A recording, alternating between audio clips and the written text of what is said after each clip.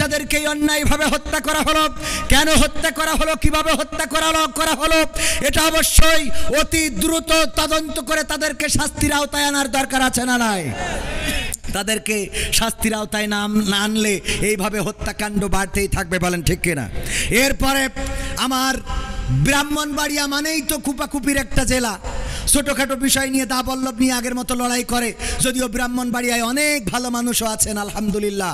এই ব্রাহ্মণবাড়িয়ায় আজকেও যে ঘটনা ঘটেছে যে একজন যুবলীগের নেতার সন্তান সে প্রত্যেকটা একটা ঘরে দেহ মাথাবিহীন লাশকে গর্তের মধ্যে ঢুকায়ে পুড়াচ্ছিল, রাজহাঁস খুঁজতে যেয়ে ওখানে যখন ধোঁয়া দেখেছে জিজ্ঞেস করেছে কিসের ধোঁয়া, বলেছে পাতা পুড়াচ্ছি।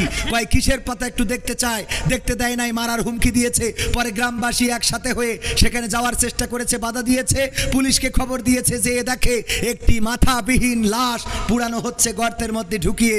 এই লাশ পুড়ানোর যে অপরাধ এবং এই লাশটাকে পুড়ানো হচ্ছে, এটা জাহিলি সমাজকেও হার মানায়, বলেন ঠিক কিনা? এমনকি ওই মাথাটা পরবর্তীতে পুকুরে খুঁজে পাওয়া গেছে, মাথাটা একটা 50 বছর বয়সী নারীর। এই নারীকে ফজরের সময় ডেকে নিয়ে কী কারণে হত্যা করা হয়েছে এখনো পর্যন্ত সাংবাদিকরা জানাতে পারে নাই, তবে হয়তোবা জানাতে পারবে এবং জানানো উচিত। এই হত্যাটা যদি অন্যায়ভাবে হয়ে থাকে, যদি না অবশ্যই অন্যায়ভাবে হয়েছে, সেই হত্যার বিরুদ্ধে সোচ্চার হওয়া শুধু নয়, বরং অপরাধীদের দৃষ্টান্তমূলক শাস্তির দরকার আছে না নাই? মুক্তিযুদ্ধ, কারণ এখনো সমাজের পরিবর্তন হয় নাই, এখনো শোষণ মুক্ত সমাজ আসে নাই। আমার শোষণ মুক্ত সমাজ গড়ার জন্য প্রথমে আন্দোলন করেছিলেন বঙ্গবন্ধু শেখ মুজিবুর রহমান, তারপরে আন্দোলন করেছেন জিয়াউর রহমান, তারপরে আন্দোলন করেছেন এরশাদ, তারপরে আন্দোলন করেছেন খালেদা জিয়া, তারপরে আন্দোলন করেছেন শেখ হাসিনা, এরপরে আবার খালেদা জিয়া, তারপরে আবার শেখ হাসিনা, তারপরে আবার এর মধ্যে ফখরুদ্দিন মঈনুদ্দিন এসেছিল, এখন নতুন করে ডক্টর ইউনূস এসেছে। এখনো বাংলাদেশ শোষণ মুক্ত হয় নাই। আজকেও পত্রিকার নিউজ, আমার এক আল্লাহর ওলি, আমাদের আল্লাহর ওলি, দেখেন দলের নাম না বলে তো উপায় নেই, সাংবাদিকরা বলেছে আমার দোষ না, যুবলীগের এক আল্লাহর ওলি ব্রাহ্মণবাড়িয়ায় একজন নারীকে হত্যার পরে তার লাশটা একটা পরিত্যক্ত ঘরের মধ্যে নিয়ে গর্তের মধ্যে ঢুকায়ে পুড়াইয়ে দিচ্ছিল, ধরা পড়েছে না পড়ে নাই? নারীদেরকে পুড়াইয়ে দিচ্ছে লাশ, মাথাটা পুকুরের মধ্যে ফেলানো, অ্যারেস্ট হয়েছে। কিন্তু প্রথম যে শুরুটা হয়েছে, প্রথম বছরের এই শুরুটার ইতিহাস হিসাবে আমরা থেকে গেলাম। কিয়ামত পর্যন্ত যদি মাহফিলটা চলে, এই মাহফিলের আমরা যারা বক্তা শ্রোতা হয়েছি, বক্তারা না হয় টাকা নিয়েছে, আপনারা তো টাকা নেননি, আমাদের যা হয় হবে না, আপনাদের তো দোয়াটা ঠিক মতো হবে, ঠিক কিনা? সুতরাং আজকে আমরা অন্তত শেষ না করে যাব না, রাজি আছেন ইনশাআল্লাহ? এটা যেহেতু ইতিহাস তৈরি করা মাহফিল, বাংলাদেশ 1971-এ স্বাধীন হয়েছে, তারপরে অনেক এর মধ্যে 72 গেছে, 73, 75, 77, 79, 84, 86, 2024 পর্যন্ত এসেছে। 71 স্মরণীয় হয়ে আছে না নাই? 52 স্মরণীয় হয়ে আছে না নাই? নতুন করে আবার আমরা যারা 24 দেখলাম, এই 24ও স্মরণীয় হয়ে থাকবে না থাকবে না? সুতরাং 71-এ যারা স্মরণীয় বরণীয় হয়েছিল, 52-তে যারা স্মরণীয় বরণীয় হয়েছিল, 71, এই 71, 52 পরবর্তী সময়ে 24-এ এসে যারা স্মরণীয় বরণীয়, তারাও কিন্তু এই বছরের পর বছর এভাবে চলতে থাকবে। আমরা যেমন বলি 1971-এ আমরা রাজপথে নেমেছিলাম, লড়াই করেছিলাম, সংগ্রাম করেছিলাম, রক্ত দিয়েছিলাম, আর তার বিনিময়ে বাংলাদেশ পেয়েছিলাম, বলি না বলি না? একইভাবে বলা হবে 2024-এ আমাদের ভাইয়েরা রক্ত দিয়েছিল, জীবন দিয়েছিল, শহীদ আবু সাইদ শহীদ হয়েছিল, শান্তমুগ্ধ তারা জীবন দিয়েছিল, ইয়ামিন রক্ত ঝরিয়েছিল, বাংলাদেশের হাজার মানুষ শহীদ হয়েছিল, অসংখ্য সহস্র আহত নিহত হয়ে এই বাংলাদেশ একটি সুন্দর সুখী সমৃদ্ধশালী বাংলাদেশ গড়ার জন্য, স্বাধীনতা সার্বভৌমত্ব টিকিয়ে রাখার জন্য 2024-এ বাক স্বাধীনতা ফিরিয়ে এনেছিল। বলা হবে না হবে না? সুতরাং আমরা 24-এ যারা বেঁচে আছি তারা স্মরণীয় বরণীয়, ঠিক কিনা? আজকের মাহফিলটাও তদ্রূপ। আমি কিন্তু উদাহরণ দেওয়ার জন্য বললাম, আবার মনে করেন না রাজনীতির কথা বললাম। আমার রাজনীতি বলার কোনো দরকার নেই, কারণ এই অঞ্চলে না আমি মেম্বারি চেয়ারম্যানিতে দাঁড়াবো, না এমপিতে, আর আমার জীবনে তো এমপি নমিনেশন কেউ দেবেও না। তো মহিলা মেম্বার পদে দাঁড়াইতে চাইলে হয়তো দিতে পারে, দেবে, তাও দেবে না। আপনারা তো আসলেন, তার মানে দেবে না। তার মানে দেবে না, বোঝা হয়ে গেছে। তো আজকের এই মাহফিলে যারা এসেছেন, আল্লাহ যাদেরকে কবুল করেছেন কিয়ামত পর্যন্ত দোয়া পাবেন। কারণ 52তম মাহফিলে এসে বলবে, আল্লাহ এই মাহফিল যারা শুরু করেছিল আজ পর্যন্ত চলমান, তুমি তাদেরকে আল্লাহ কবরে সওয়াব পৌঁছে দাও, অথবা জান্নাতের বাগান বানাও, অথবা ক্ষমা করে দাও। 20 বছর, 50 বছর, 60 বছর, 100 বছর পরে আমাদের সন্তানেরাও আমাদের জন্য দোয়া করবে না, কিন্তু এই মাহফিলে দোয়া হবে। সুবহানাল্লাহ। সুতরাং এই মাহফিলে বসলে আপনারা ক্ষতিগ্রস্ত হবেন না, লাভবান হবেন। আজকের মাহফিলের সভাপতি জনাব মাওলানা শফিকুর রহমান সাহেব, যিনি খতিব নতুনহাট কেন্দ্রীয় জামে মসজিদের, এবং আমাদের শ্রদ্ধাভাজন উস্তাদ, আমরা আমাদের মাথার তাজ, আমাদের মাজলিসুল মুফাসসিরিন বাংলাদেশ যশোর জেলার শ্রদ্ধাভাজন সেক্রেটারি, আমরা তাকে পেয়েছি আজকের মাহফিলে। আমরা ওনার প্রতি কৃতজ্ঞতা জ্ঞাপন করছি। আল্লাহ তাকে হায়াতে তৈয়বা নসিব করুন, বলেন আমিন। আলোচনা করেছে, এছাড়া বিশেষ মেহমান হিসাবে আসন অলঙ্কৃত করেছেন আমার পাশেই বসা, একাধিকবার নির্বাচিত হয়েছেন চেয়ারম্যান হিসাবে, গণমানুষের নেতা, জননন্দিত জনপ্রিয় জননেতা, আমাদের প্রিয় মুহতারাম শ্রদ্ধাভাজন জনাব মোহাম্মদ সিরাজুল ইসলাম সাহেব, সাবেক চেয়ারম্যান আরবপুর ইউনিয়ন পরিষদের। এবং আল্লাহ যদি কবুল করেন আগামীতেও ইনশাআল্লাহ আমরা নেতৃত্বে তাদেরকে পেতে চাই না, ভালোর সাথে যারা থাকবে আমরা তাদেরকে পেতে চাই। কিন্তু ভালোর থেকে যদি বিচ্যুতি ঘটে, সে যদি জামাতেরও হয়, তাও তার পক্ষে আমরা বলেন আসি নাই। আমাদের মুহতারাম সিরাজুল ইসলাম সাহেবকে আল্লাহ রাব্বুল আলামিন হায়াতে তৈয়বা নসিব করুন, এবং আজকে আমাদের মাহফিলে আসার জন্য আমরা ওনার প্রতি কৃতজ্ঞতা জ্ঞাপন করছি। আলোচনা করেছেন মাওলানা মুফতি, উনি কথা বলবেন, আমি এই কথাগুলো বলেই আমি ওনাকে কথা বলতে দেবো, কারণ উনি খাওয়া দাওয়া করে আসতে একটু দেরি হয়ে গেল, না হলে আমার ফাঁকে কথা বলে নিতেন। এছাড়া আলোচনা করেছেন মাওলানা মুফতি সাইফুল্লাহ বিন কোরবান সাহেব, আমার বন্ধুবর। আলোচনা করেছেন আমার আর এক প্রিয় ভাই, আপনারা যার আলোচনা শুনে মুগ্ধ হয়েছেন, উনি সব জায়গায় প্রধান বক্তা হন, আমি ওনার আগে আলোচনা করি, কিন্তু আজকে কোনো না কোনো কারণে উনি আমার আগে ফ্ল্যাটটা নিয়ে ফেলেছেন। তো আমি মানে দুঃখিত যে ওনার পরে আলোচনা করতে পারলে এটাই ভালো ওনার আগে আলোচনা করতে পারলে এটাই ভালো লাগতো। কারণ মুহতারাম আমাদের ভাইজান আমি অত্যন্ত সম্মান করি, ভাই ভালো করেই জানেন, সামনে বলে বলছি না। তো ভাইজানের প্রতি কৃতজ্ঞতা যে উনি আজকে আমার আগে আলোচনা করেছেন। মাওলানা এনামুল হাসান বিন নূর সাহেব, যিনি এনামুল হাসান বিন নূর ক্যাডেট মাদ্রাসার সম্মানিত প্রতিষ্ঠাতা, বেনাপোলে স্বনামধন্য প্রতিষ্ঠানটি গড়ে তুলেছেন। তো এছাড়াও আছেন গণ্যমান্য আরও অনেক ব্যক্তিবর্গ, যাদের নাম জানি না, মাহফিলের পরিচালক, মাহফিলের উপস্থাপক এবং আয়োজক, বিশেষ করে আমার সবুজ ভাই অনেক কষ্ট করেছেন। উনি একজন মিডিয়া কর্মী, আগে দাড়ি ছিল না যখন আমার সাথে পরিচয় হয়েছে, কিন্তু এখন দাড়ি রেখে আল্লাহ মোটামুটি আল্লাহর ওলি হয়ে যাওয়ার, ওলিয়ার পর্যায়ে পৌঁছে গেছে। আল্লাহ কবুল করে নিন, বলেন আমিন। আমার সামনে ভবিষ্যৎ দিনদার ইমানদার মুসলমান ভাইয়েরা, পর্দার অন্তরালে মা এবং বোনেরা, সবাইকে আনুষ্ঠানিকভাবে সালাম জানাচ্ছি, আসসালামু আলাইকুম ওয়া রাহমাতুল্লাহ। আল্লাহর শুকরিয়া আদায় করছি, সবাই পড়ছি আলহামদুলিল্লাহ।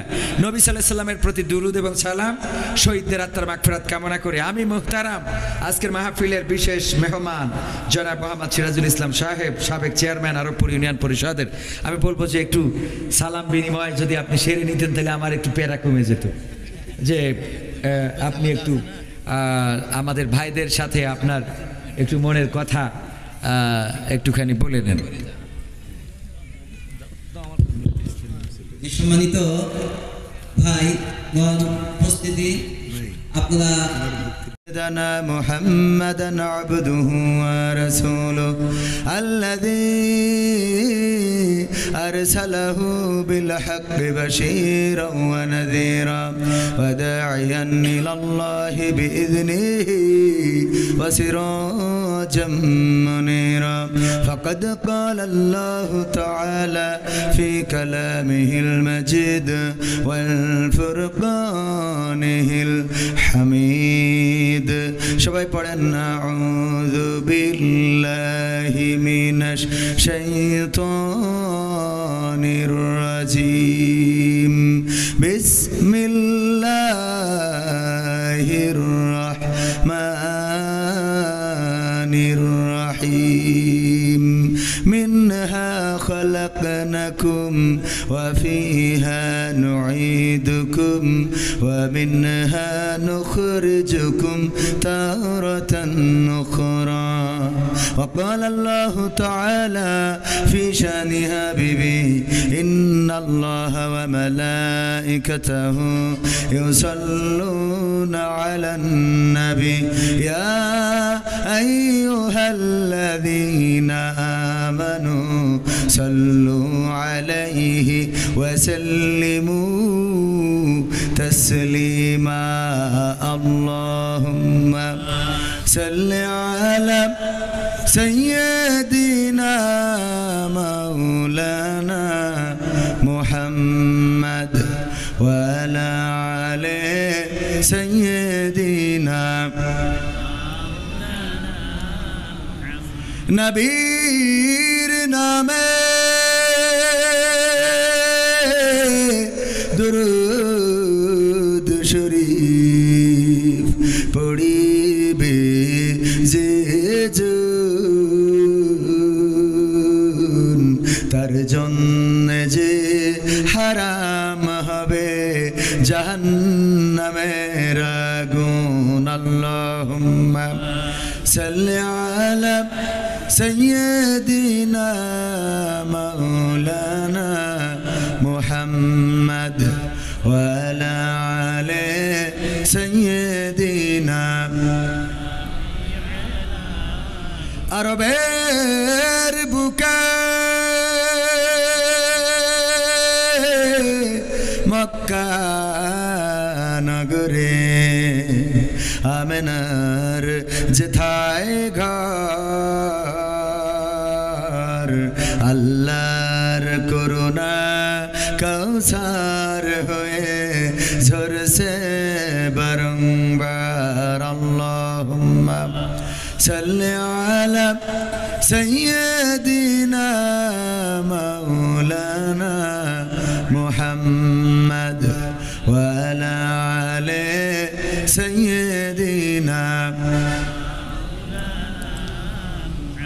لا إله إلا الله لا إله إلا الله لا إله إلا الله لا إله إلا الله لا إله إلا الله محمد رسول الله سبحان الله والحمد لله لا إله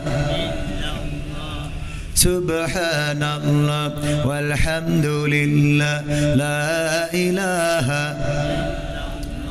لا إله إلا الله محمد رسول الله صلى الله আপন আপন বলি শিকারে কেউ তো আপন হয় না আপন আপন বলি শিকারে কেউ তো আপন হয় না স্বার্থ ছাড়া এই ভুবনে আপন তো কেউ রয়ে না স্বার্থ ছাড়া এই ভুবনে আপন তো কেউ রয়ে না আপন আপন বলো কারে কেউ তো আপন হয় না আপন আপন বলো কারে কেউ তো আপন হয় না স্বার্থ ছাড়া এই ভুবনে আপন তো কেউ রয়ে না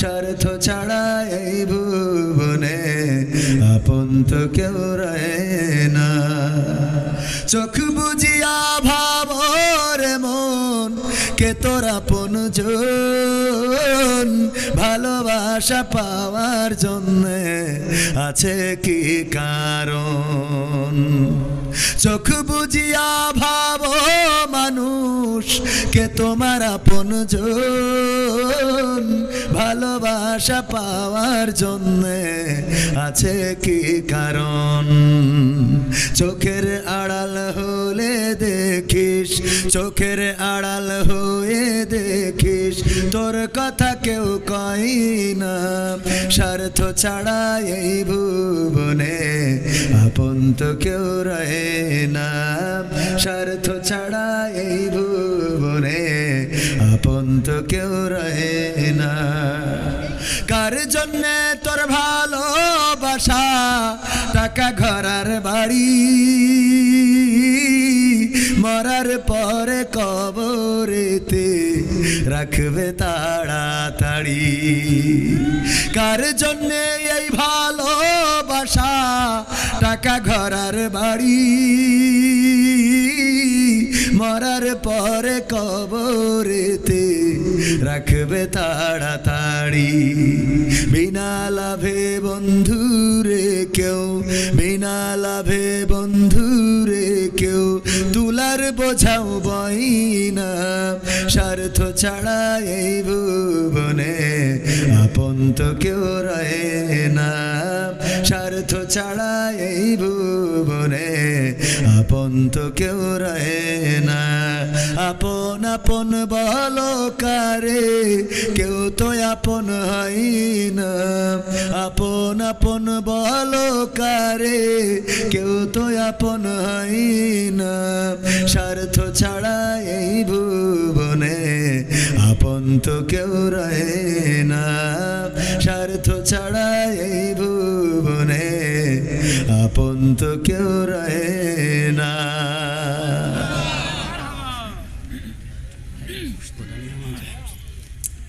সম্মানিত ভাইরা শুরু করব ইনশাআল্লাহ কি হবে ছাত্র সেজে চুমু খেয়ে সনদ খানা যদি হয় বিদ্যালয়টা পুবলিদের আড্ডাখানা এর চেয়ে মরাই ভালো দেশ ছেড়ে যাওয়াই ভালো এর চেয়ে মরাই ভালো দেশ ছেড়ে যাওয়াই ভালো কি হবে ধোঁকা দিয়ে বিবেকটাকে কি হবে ধোঁকা দিয়ে বিবেকটাকে কি হবে বেঁচে থেকে অযথা বিদ্যা শিখে যদি না গড়তে পারি শোষণবিহীন সমাজটাকে কি হবে বেঁচে থেকে কি হবে যুবক নামের বোঝা হয়ে এই ধরাতে যেখানে মা বোনেরা ধর্ষিতা হয় দিনে রাতে ঠিক না ঠিক কি হবে যুবক নামের বোঝা হয়ে এই ধরাতে যেখানে মা বোনেরা ধর্ষিতা হয় দিনে রাতে যৌবনের সার্থকতা ঘুচিবে সকল ব্যথা যৌবনের সার্থকতা ঘুচিবে সকল ব্যথা পারো যদি বলি দিতে মানুষরূপী পশুটাকে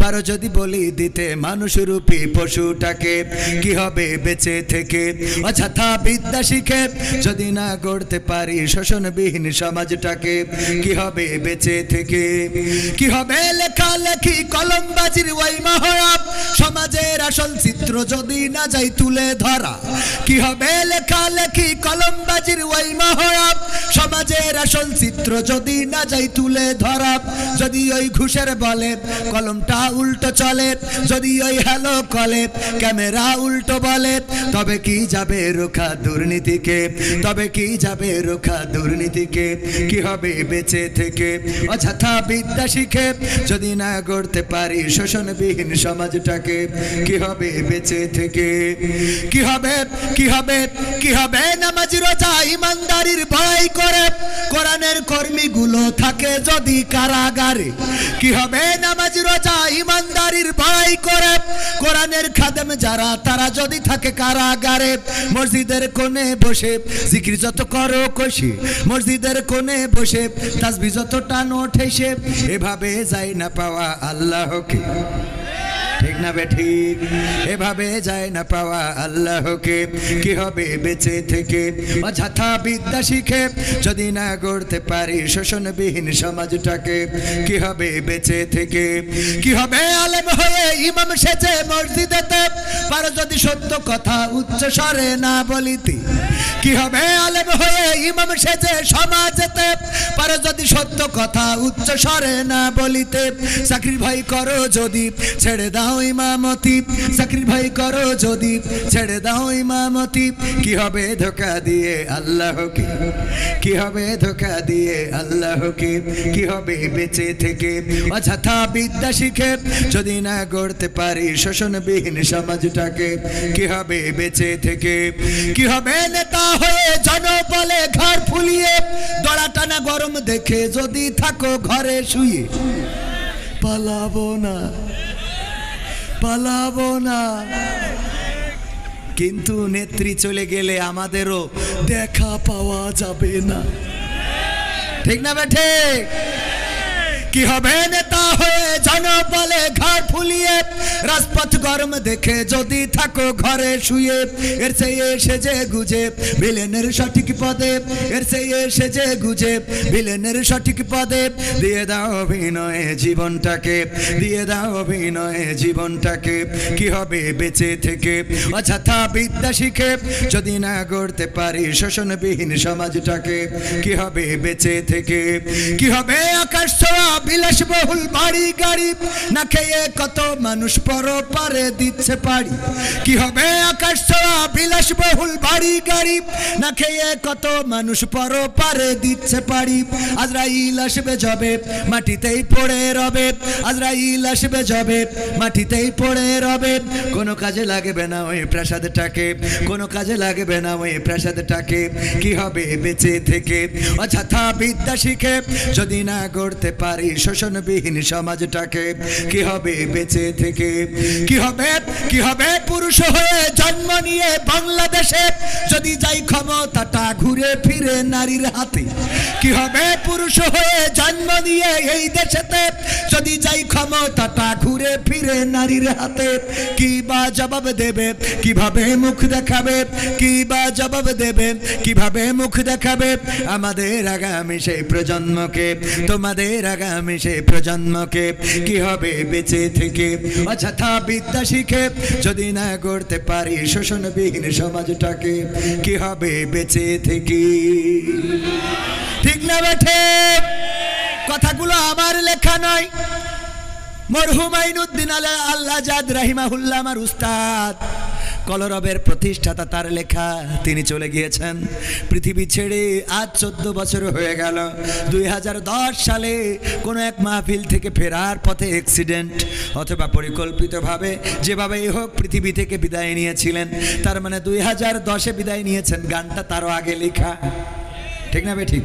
আগে মানে কি, এটা 2000 সালের দিকে লেখা, 2000 সাল কিংবা 1999 সাল, সেই সময়ের গান এখনো গাইলে মনে হয় গতকালকে লিখেছে। ঠিক না ঠিক? কারণ এখনো সমাজের পরিবর্তন হয় নাই, এখনো শোষণ মুক্ত সমাজ আসে নাই। আমার শোষণ মুক্ত সমাজ গড়ার জন্য প্রথমে আন্দোলন করেছিলেন বঙ্গবন্ধু শেখ মুজিবুর রহমান, তারপরে আন্দোলন করেছেন জিয়াউর রহমান, তারপরে আন্দোলন করেছেন এরশাদ, তারপরে আন্দোলন করেছেন খালেদা জিয়া, তারপরে আন্দোলন করেছেন শেখ হাসিনা, এরপরে আবার খালেদা জিয়া, তারপরে আবার শেখ হাসিনা, তারপরে আবার এর মধ্যে ফখরুদ্দিন মঈনুদ্দিন এসেছিল, এখন নতুন করে ডক্টর ইউনূস এসেছে। এখনো বাংলাদেশ শোষণ মুক্ত হয় নাই। আজকেও পত্রিকার নিউজ, আমার এক আল্লাহর ওলি, আমাদের আল্লাহর ওলি, দেখেন দলের নাম না বলে তো উপায় নেই, সাংবাদিকরা বলেছে আমার দোষ না। যুবলীগের এক আল্লাহর ওলি ব্রাহ্মণবাড়িয়ায় একজন নারীকে হত্যার পরে তার লাশটা একটা পরিত্যক্ত ঘরের মধ্যে নিয়ে গর্তের মধ্যে ঢুকায়ে পুড়াইয়ে দিচ্ছিল, ধরা পড়েছে না পড়ে নাই? নারীদেরকে পুড়াইয়ে দিচ্ছে লাশ, মাথাটা পুকুরের মধ্যে ফেলানো, অ্যারেস্ট হয়েছে বিশেষ দলের লোক। ওই দলের লোক বলেই বলছি না, এমন অপরাধ বিএনপি জামাত জাসদ বাসদেও করতে পারে না, পারে না। তবে তুলনামূলকভাবে আল্লাহর ওলিদের একটু বেশি লোক আছে না নাই? অপরাধ করার মাত্রা বেশি না কম? এই অপরাধ এখনো মুক্ত হয় নাই। যদি জামাতেও থাকে আমরা প্রতিবাদ করব, কথা আগে বুঝে নেবেন তারপরে লাভ দেবেন। যদি ধর্ষণ করে, আমার বাড়িতে যদি ধর্ষণকারী ধর্ষণ করে, আমি জামাত করার কারণে জামাতের কোনো নেতা যদি ধর্ষণ করে মানবো নাকি? আপনি আওয়ামী লীগ করার কারণে কোনো যুবলীগ যদি ধর্ষণ করে মেনে নেবেন নাকি? কত করে মেনে নেব? সুতরাং এই বাংলাদেশে যদি কোথাও অন্যায় হয়, অনাচার হয়, পাপাচার হয়, কদাচার হয়, খুন হয়, গুম হয়, হত্যা হয়, তার বিরুদ্ধে প্রতিবাদের দরকার আছে না নাই? আল্লাহর নবী যখন এসেছিলেন বিশ্ব নবী, সেই সময় মক্কায় কাফেরদের, যারা মক্কায় বসবাস করতেন, তাদের খাওয়ার অভাব ছিল। কতখানি খাওয়ার অভাব ছিল? খাওয়ার অভাব ছিল না। তখন কাফেরদের পড়ার অভাব ছিল না, তখন কাফেরদের অন্য কোনো অভাব ছিল না। কিন্তু ওই সমাজে যেটার অভাব ছিল সেটা নীতি নৈতিকতার, সেটা আদর্শের, সেটা ব্যবহারের, সেটা চরিত্রের, এই অভাবগুলো ছিল। আল্লাহ রাসূল সাল্লাল্লাহু আলাইহি সাল্লাম যখন দেখলেন সব চলে, কিন্তু এই সমাজে এই সব কিছুর মধ্য দিয়ে যেটা চলে, ওই কাবাটা তাওয়াফ করতেন উলঙ্গ হয়ে। ঠিক না ঠিক? তারা কাবাও তাওয়াফ করতো, করতো না করতো না? কথা কয় না। হজ করতো না করতো না? এ ভাই আপনারা জানেন না হজ করতো কিনা? আপনারা মনে হয় এই আজকে প্রথম হজ শুনতেছেন। আল্লাহ রাসূল হজের সময় যখন তাবু গেড়ে দিয়ে কোরআন পড়ছেন, আবু জাহেল, আবু লাহাব, উতবা, সাইবা তারা তাবুতে যায় আর বলে যে দেখো ওই তাবুটার কাছে যাবা না, ওই তাবুতে কিন্তু বিশেষ দলের লোক রয়েছে, ওদের আমরা বাংলাদেশে রাখতে চাই না, পাকিস্তানে পাঠাইতে চাই, ওই তাবুর কাছে তোমরা যাবা না, ওর কথা শুনবা না, ও কিন্তু পাগল বলেছে না বলে নাই?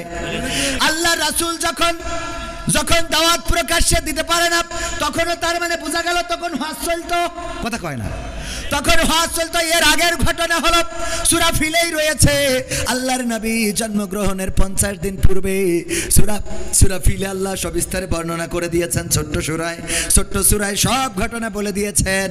আল্লাহর রাসূল তখনও জন্মগ্রহণ করেন নাই। আব্রাহা এসেছিল ওই কাবা ঘর ভাঙার জন্য কি বাহিনী নিয়ে, হস্তি বাহিনী নিয়ে কাবা ঘর ভাঙতে আসলেন। অপরাধ কি? কারণ অপরাধটা হলো একটা গির্জা বানিয়েছিল আব্রাহা, সম্রাট আব্রাহা, বাদশাহ আব্রাহা। গির্জা বানানোর পরে বলল তোমরা এখানে তাওয়াফ করবা, ওইদিকে যাওয়ার দরকার নাই, ওই কাবায় তাওয়াফ করবা না। ওই কাবাবাসী তাওয়াফ তো করলই না, বরং কাবার প্রেমে তারা এত পাগল ছিল, আল্লাহর প্রেমে এত পাগল ছিল যে তারা ওই কাবার মালিককে তো ছাড়ে নাই, বরং বাদশাহ ওই যে কি আব্রাহা ও যে গির্জাটা বানিয়েছিল সেই গির্জায় ঢুকে পায়খানা করলো। আব্রাহার মিজাজ গেল খারাপ হয়ে, যে মানলি না হাগলি কেন, এই ডাকো, কথা কি বোঝা গেছে? মানিসনি ভালো কথা, এখানে পায়খানা করে গেলি কেন? এই অপরাধ, এই রাগ, এই ক্ষোভ থেকে হস্তি বাহিনী নিয়ে আসলো কাবা ঘর ভাঙার জন্য।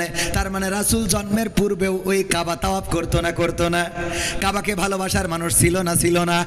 কথা কয় না, ছিল না? ছিল মানে কি? রাসূলের দাদা, রাসূলের চাচা, রাসূলের আব্বার নামও আব্দুল্লাহ মানে গোলামটা কার? আল্লাহর গোলাম। সেই আল্লাহর গোলাম নামও রাখা হয়েছিল, সব ছিল, কিন্তু ওই সমাজে শান্তি ছিল না, ওই সমাজে নীতি নৈতিকতা ছিল না। সকালবেলায় বিবাহ করে বিকালবেলায় তালাক দিত, ইচ্ছা মতো 5 জন 7 জন 10 জন বিয়ে করতো, বউ যাকে মন চাই তাকেই বিয়ে করতো, এমনকি নিজের বোনকেও বিয়ে করতে তারা কার্পণ্য বোধ করতো না। তুচ্ছ কারণে মারামারি করতো, কাটাকাটি করতো, তুচ্ছ কারণে তারা অন্যায় লিপ্ত হয়ে যেত, একজন আর একজনের সাথে অবাধে মেলামেশা করতো। এই জাতীয় অপরাধগুলোর কারণে আল্লাহর রাসূল সাল্লাল্লাহু আলাইহি সাল্লামকে আল্লাহ পাঠালেন ওই কাবা তাওয়াফ করার জন্য। যদি পাঠাতেন তাইলে ওই সময়ও কাবা তাওয়াফ করার লোক ছিল না? ছিল মানে কি? কাবার প্রেমে এত পাগল যে গির্জায় যে হেগে থিয়ে আইলো। তাহলে আল্লাহ কাবা তাওয়াফের জন্য রাসূলকে পাঠায় নাই, কথা কি বোঝা গেছে?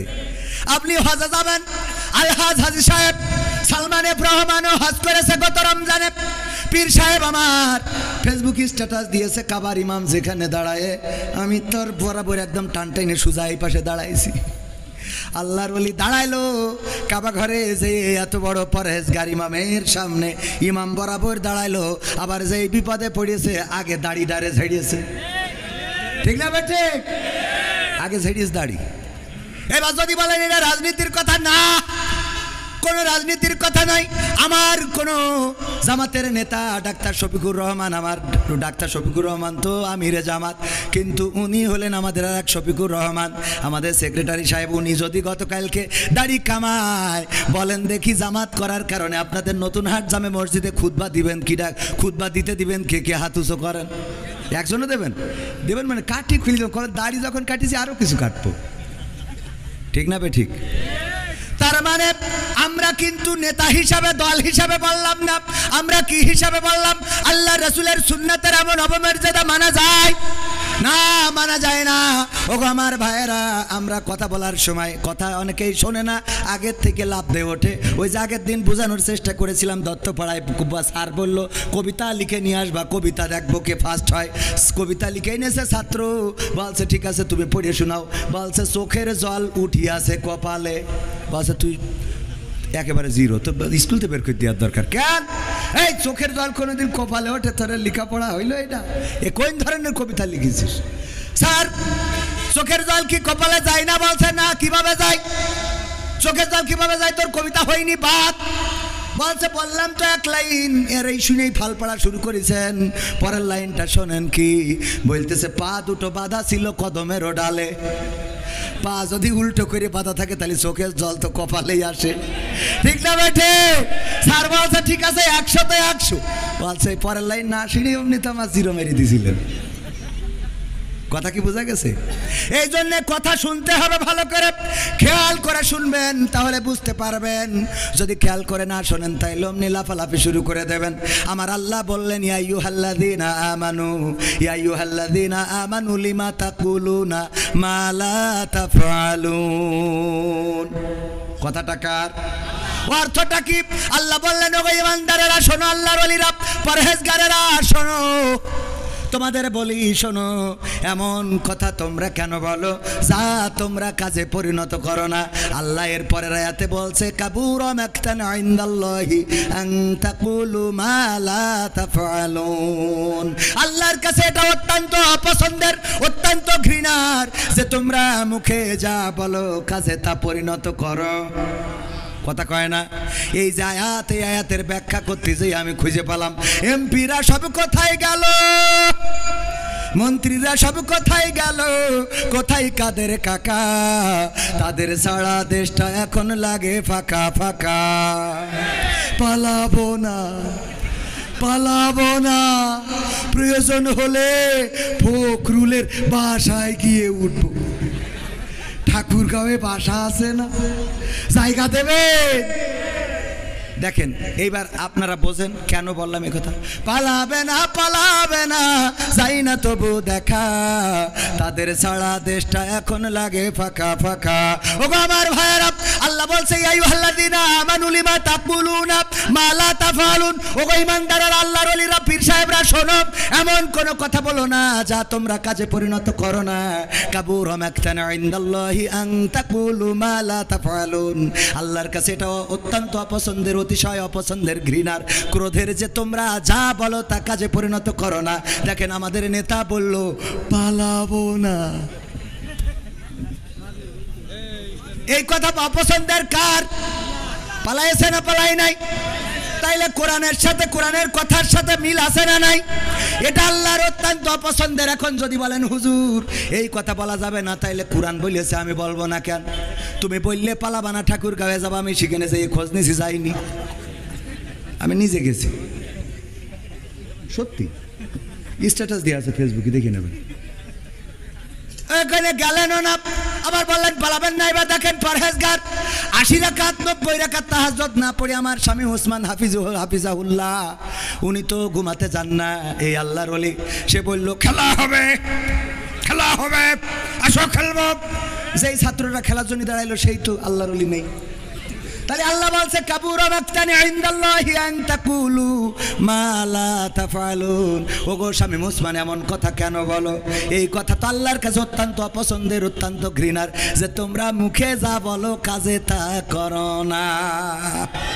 অথচ দেখেন অপর দিকে যারা বলেছে এই মাটি আমাদের সম্পদ, এটা তিতুমিরের মাটি, এটা শাহজালালের পুণ্যভূমি, এই জমিনে রক্ত ঝরেছে, আমার শহীদদের রক্ত লেগে আছে, 71-এ রক্ত দিয়েছি, এই জমিনে আল্লাহর ওলিরা ঘুমারো, এই জমিনকে অতন্দ্র প্রহারার, অতন্দ্র প্রহরীর মতো পাহারা দেব। 1 ইঞ্চি মাটি, আমার বাংলার মাটি, কোনো দাদার হাতে ছেড়ে দেব না। বলেন দেখি, ফাঁসির কাস্টে ঝুলাইছে, তাও কি পালাইছে কেউ? কথা কয় না পালাইছে কেউ? বরং মৃত্যুটাকে বরণ করেছে, হামলা হয়েছে, মামলা হয়েছে, এই দেশ ছাড়ে নাই, মাটি ছাড়ে নাই, এলাকা ছাড়ে নাই, বছরের পর বছর জেল জুলুম নির্যাতন সহ্য করেছে। কোরআনের পাখি দেলোয়ার হুসাইন সাইদি, দলমত নির্বিশেষে সবার প্রিয় মানুষ, এই প্রিয় মানুষটা কোরআনের পক্ষে কথা বলেছেন। আওয়ামী লীগেরাও তার ওয়াজ শোনেন, বিএনপি, জামাত, জাসদ, বাসদ, হেফাজত, সবাই তার ওয়াজ শোনে না, শোনে না? পালিয়েছেন কখনো? পালান তো নাই, বরং আল্লাহর নবীকে যেমন প্রস্তাব দেওয়া হয়েছিল, বিশ্ব নবীকে বলল, কাফেরেরা বলল দেখো সে কি চায়, এই মক্কায় তো সব আছে, আমরা তার সব দেব, কি কি দেবে? আবু তালিবকে ডেকে বলল, মুহাম্মদকে থামাও। কি থামাবো? কিভাবে থামাবো? বলল প্রস্তাব নিয়ে যাও 3টা। কয়টা? 3টা। 1 নম্বর, যদি সে ক্ষমতা চায় মক্কার প্রেসিডেন্ট বানাবো, যদি সে অর্থ চায় সবচেয়ে ধনী বানাবো, যদি সে নারী চায় তাইলে সবচেয়ে সুন্দরী নারীর সাথে বিয়ে করাবো, আর যদি বলে না 3টাই লাগবে একসাথে দিয়ে দেব, এর বিনিময়ে কালেমার দাওয়াত দেওয়া ছেড়ে দিতে হবে। আল্লাহর নবী সাল্লাল্লাহু আলাইহি সাল্লাম বললেন যে এই জন্যই আমি বসে আছি। কথা কয় না? কয় ঠিক? আল্লাহর নবী এই জন্যই বসেছিল? নাউজুবিল্লাহ, বলেন নাউজুবিল্লাহ। এই যে ওয়াজ আমার শ্রোতাকে, আমি মাঝে মাঝে পরীক্ষা নিই যে যারা শ্রোতা এরা দেখি কিরাম ওয়াজ শুনে আবেগ মানে কি, মানে ওয়াজের পরীক্ষায় যে একটু করবো আপনাদের, করবো রাজি? দেখা যাক, জীবনে তো কবে পরীক্ষা দিয়েছেন, 5 4 পড়ি, আমিও অনেক আগে দিয়েছি ছোটবেলায়, তো একটা পরীক্ষা হয়ে যাক, রাজি? আল্লাহ রাব্বুল আলামিন হঠাৎ করে মুনকার নাকিরকে খুঁজে পাচ্ছে না। আরে বাবা কি বিপদ, কত মানুষ মারা গেছে, কবরে যে সওয়াল করতে হবে, আর সেই সওয়ালের জবাব দেবে মানুষেরা। মান রব্বুকা ওমান দিনুকা ওমান নাবিয়ুকা, তোমার রবকে, তোমার দিন কি, তোমার নবীকে, কিন্তু মুনকার নাকির তো হারাই গেছে, খুঁজে পাচ্ছে না। আল্লাহ রাব্বুল আলামিন ফেরেশতা একদল তদন্ত কমিটি বানাইলো, বলল 3 সদস্য বিশিষ্ট তদন্ত কমিটি, তোমরা তাড়াতাড়ি চলে যাও, খোঁজো, খুঁজে দেখো এক্ষুনি এত লাশ ঢিবে পড়ে গেছে, ও কখন কি হইবে না। ওরে বাবা এই পৃথিবীতে খুঁজে পায় না। হঠাৎ করে দেখে বাগদাদে আব্দুল কাদের জিলানির কবরে মুনকার নাকিরের হাত পিছনে নিয়ে পিঠ মোড়া দিয়ে বাইন্ধে রেখেছে। আল্লাহর কাছে যে বলল, আল্লাহ মুনকার নাকিরের খুঁজে পাবো কি করে আল্লাহ? ওই যে বাগদাদে দেখলাম তোমার এক বান্দার কবরে পিঠ মোড়া দিয়ে বাইন্ধে থুয়ে দিয়েছে। আল্লাহ বলছে, যা ওই বান্দার কাছে জিজ্ঞাসা করো তার দাবিটা কি জন্য বাইন্ধেছে, কি করলি ছাড়বে, তাড়াতাড়ি করে ছেড়ে দিতে বলো।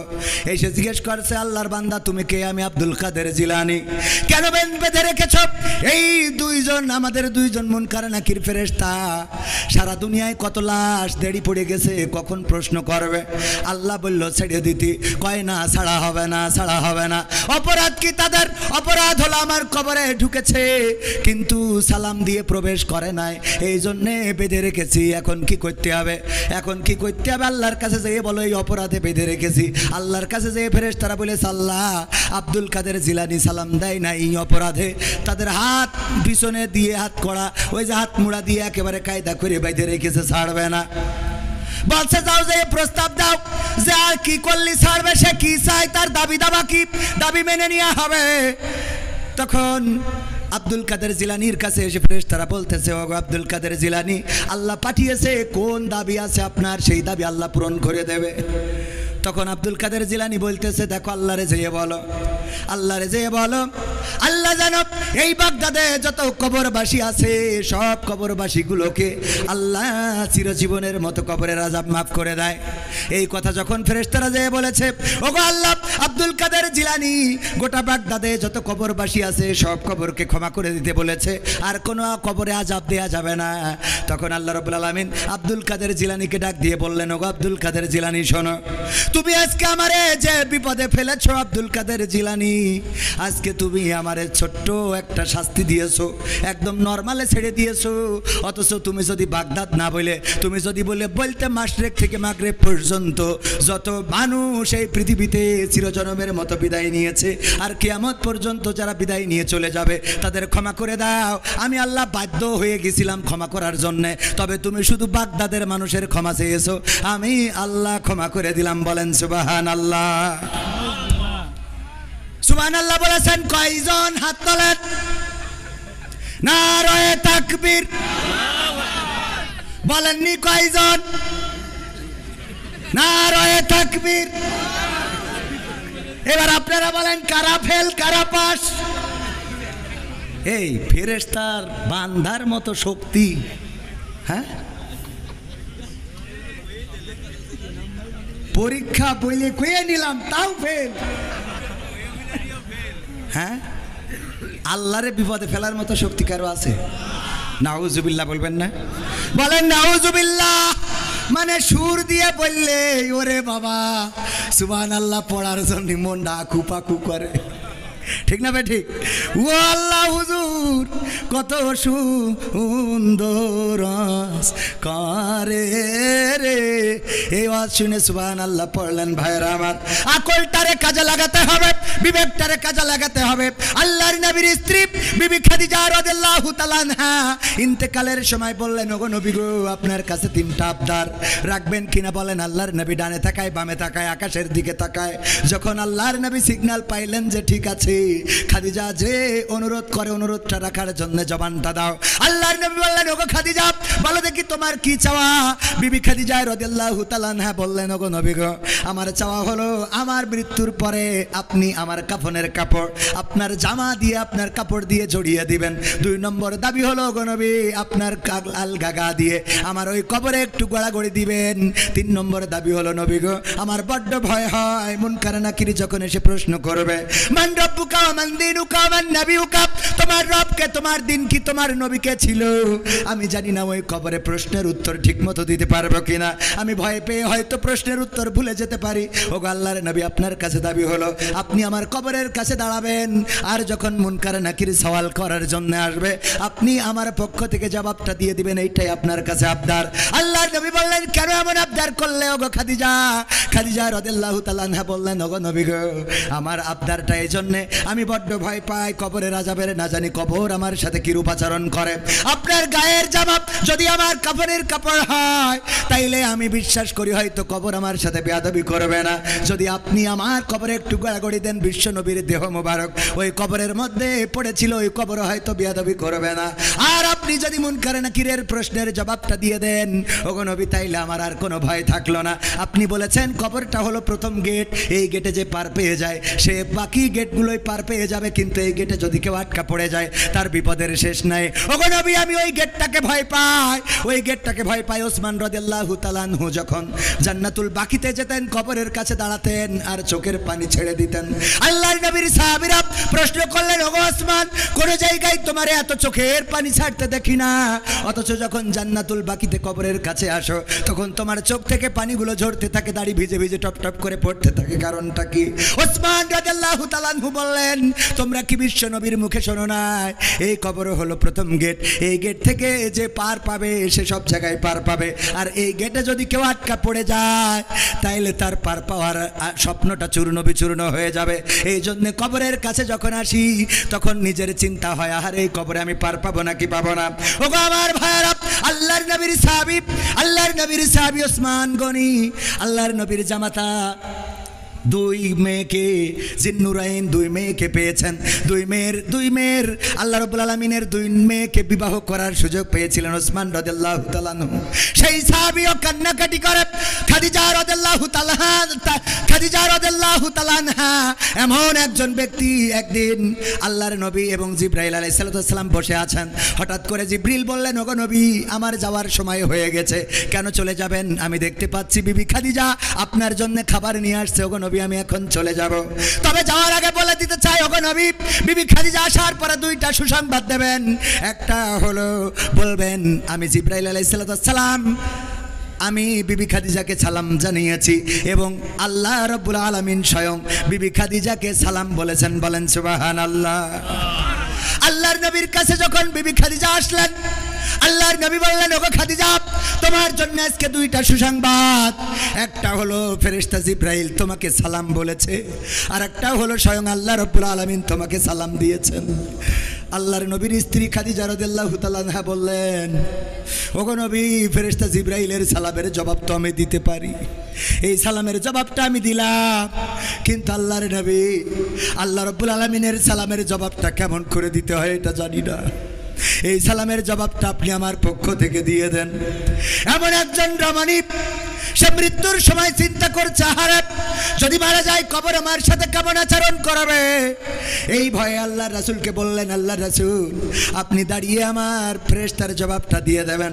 আল্লাহর রাসূল ইন্তেকালের পরে দাফন কাফন শেষ করার পরে দাঁড়িয়ে রইলেন, সবাই চলে গেল, আল্লাহর রাসূল দাঁড়ানো, কারে সাহস নেই ডাকার। হাসান হুসাইন, আল্লাহর নবীর ফাতেমা, কন্যা ফাতেমা কান্নাকাটি করে, সম্ভবত তখন হাসান হুসাইন হয় নাই, আমার জানা নাই, আমি হাসান হুসাইন বলতে গেছি, এটা আসলে ফাতেমা রাদিয়াল্লাহু তাআলা আনহার নাম বলতে যে ওই নাম চলে এসেছে।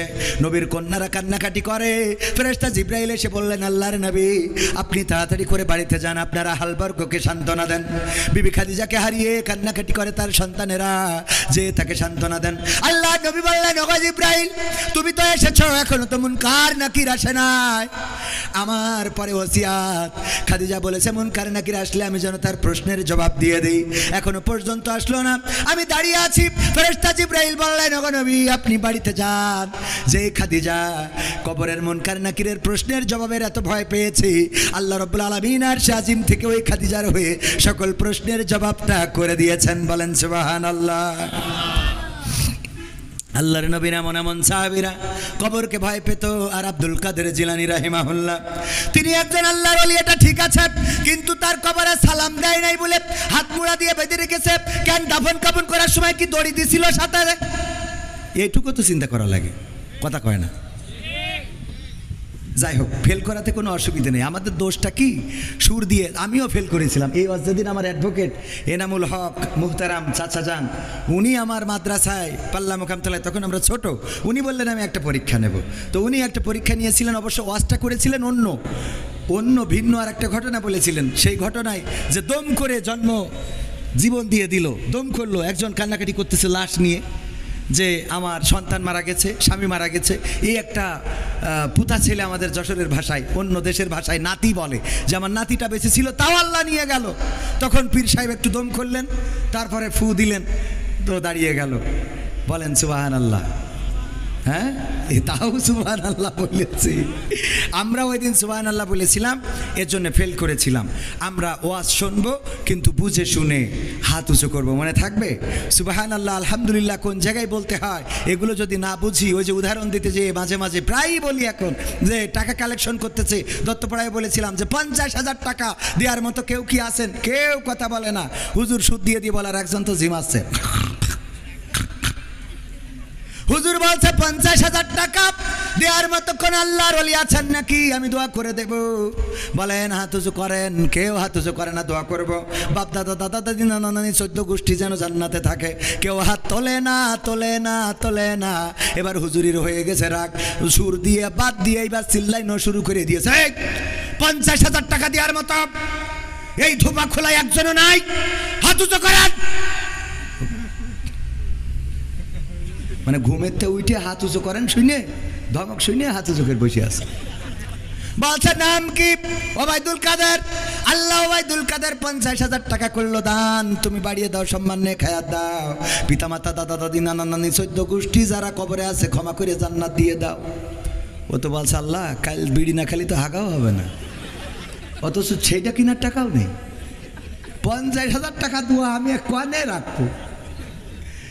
50,000 টাকা দোয়া করে দিলে মার খাওয়ার ভয়তে কিছু বলে নাই। পরের দিন জুম্মার দিন আমার খতিব ডাক্তার, আমার খতিব জনাব মাওলানা শফিকুর রহমান স্যার, ওনার কাছে যে বলছে হুজুর গো বিপদে তো পড়েছি, একটু ফতোয়া দিতে হবে। কি ফতোয়া? ওই যে মাহফিল হচ্ছিল ধূপ খোলায় না ধূপা খোলায়, আমি ওখানে ধূপা খোলায় ওখানে 50,000 টাকার জন্য হুজুর কালেকশন করছিল। আমি হঠাৎ করে ঘুমায় পড়িলাম, খেয়াল করিনি। হুজুর যখন বলেছে হাত উঁচু করেন, আমি উঠে পরে হাত উঁচু করেছি, কিন্তু তার আগে বলেছে 50,000 টাকা কিনা দেবেন, হাত উঁচু করেন। আগের লাইন ঘুমের মধ্যে চলে গেছে, সেই উঠে দেখি হাত উঁচু করার শব্দ, হাত উঁচু করেছি। হুজুর দোয়া করে দেশ 50,000 টাকার। এখন আমার তো বিড়ি কেনার টাকাও নেই হুজুর, এখন আমি করবোটা কি? বলছে অসুবিধে নেই, টাকা না থাকলে দেবেন, কিন্তু ওটা তো ভুলক্রমে হয়ে গেছে। কয় সেটা তো আমিও জানি, ও হাদিস আমার পড়া আছে, কিন্তু আমার ভয় হইলো। হুজুর দোয়া করেছে আল্লাহ ওর মা বাপ দাদা দাদি নানা নানি 14 গোষ্ঠী যারা কবরে আছে আল্লাহ জান্নাত দাও। এখন টাকা যদি না দিতে পারি তাহলে ওদের কি আবার ফিরোইনে জাহান্নামে রাখবে?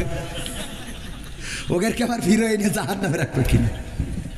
হাত উঁচু বুঝে শুনে করার দরকার আছে না নাই? কোরআনের আলোচনায় ফিরে আসি, মনে কি আছে? আল্লাহ বললেন কাবুরা মাকতান ইনদাল্লাহি আন তাকুলু মা লা তাফআলুন।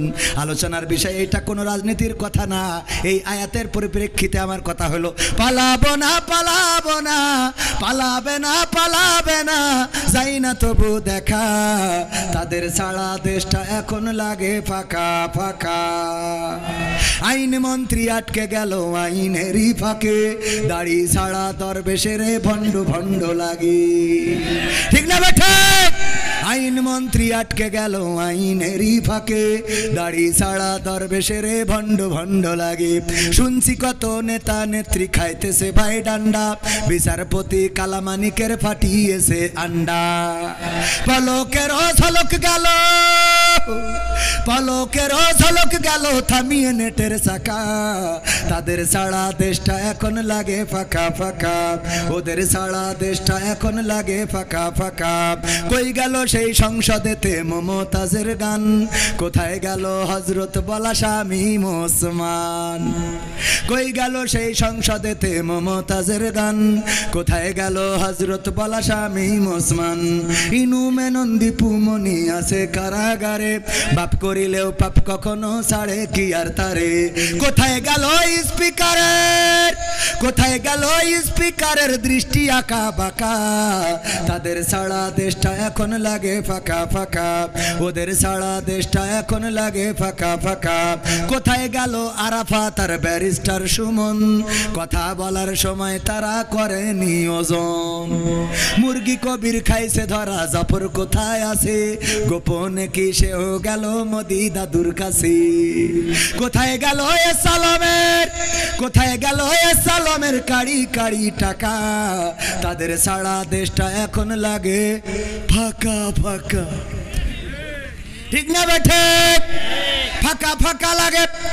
যারা এই কথাই রাজনীতি খুঁজে পান, একটাও রাজনীতির কথা না, এটা দুঃখের কথা, আক্ষেপের কথা, কষ্টের কথা। আমার মমতাজ সংসদে গান গাইলো, দেখেন এই মমতাজের জন্য কত ত্যাগী নেতা, তারাও মার্কা পায় নাই। সাকিব আল হাসান ক্রিকেট খেলে, হঠাৎ করে ও নৌকা পাবে কেন? আমার বুঝাই দেন।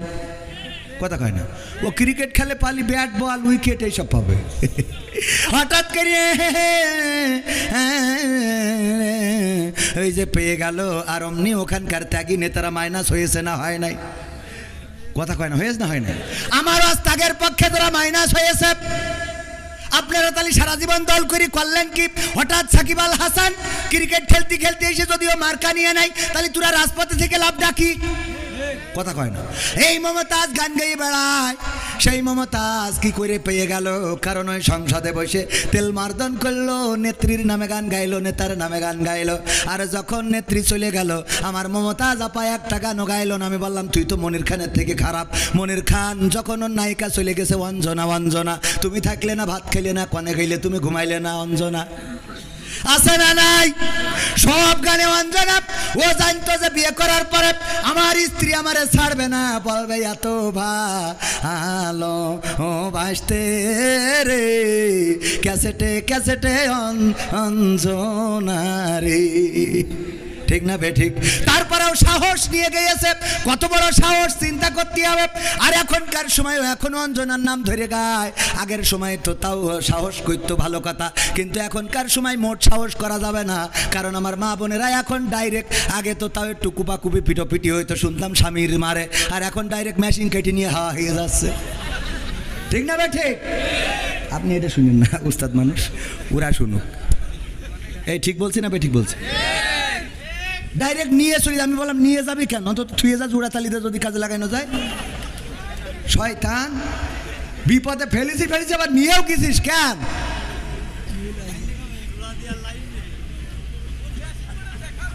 ভয়, তাহলে বুঝতে পারছেন এখন? পাগল, এসব ভয় রাখতে হয় মনের মধ্যে। একজন মানে স্ত্রীরা যে কি জিনিস আল্লাহ, ওই না ভালো মানুষ, ভালো মানুষ আলহামদুলিল্লাহ, অনেক ভালো, সবাই তো না, পুরুষরাও তো শয়তানের শেষ আছে নাকি? গায়ে পেট্রোল দিলে আগুন ধরাই দেয়, আছে না? হ্যাঁ, নিজেরা ফেরেশতা মনে করেন না। ও কিডা কত বাড়ি যাই বলছে, ওট বলছে কেন? বলছে তোর নামাজ পড়তে হবে। কে? তা বলছে হুজুর বলিছে যে যদি স্বামী স্ত্রী যদি নামাজ না পড়ে তা স্বামী জাহান নামে যাবে। তা বলছে তা অসুবিধা কি? তা অসুবিধা কি মানে? তোর আমি বিয়ে করে নিয়ে আসি, তোর জন্য আমি জাহান নামে যাবো? তুই পাগল পাইছিস নাকি? আমি বুঝি না, তা তো না। ওট, তা বলছে নামাজ তো তুমিও পড়ো না। বলছে আমার জন্য আমি জানো, তোর জন্য যাবো কে? আমার জন্যই যাবো, তোর জন্যই যাবো কে? জন্য পাগল পাইছ? বলছে শীতের রাতে ডিস্টার্ব করি না, কাল খেতে পড়ো। কে কাল খেতে বেশি থাকবো তার কোনো গ্যারান্টি আছে? গ্যারান্টি আছে? রঙ্গরসের দিন ছিল আমার একদিন, 12 ঘন্টা বেলায় আমার সন্ধ্যা হইল, পাখি উড়ে যাওয়ার বুঝি সময় হলো, পাখি উড়ে যাওয়ার বুঝি সময় হলো। শরীরে চামড়া ছিল টান, মিষ্টি সুরে গাইতাম গান, গলার আওয়াজ আমার কত দূরে যাইতো।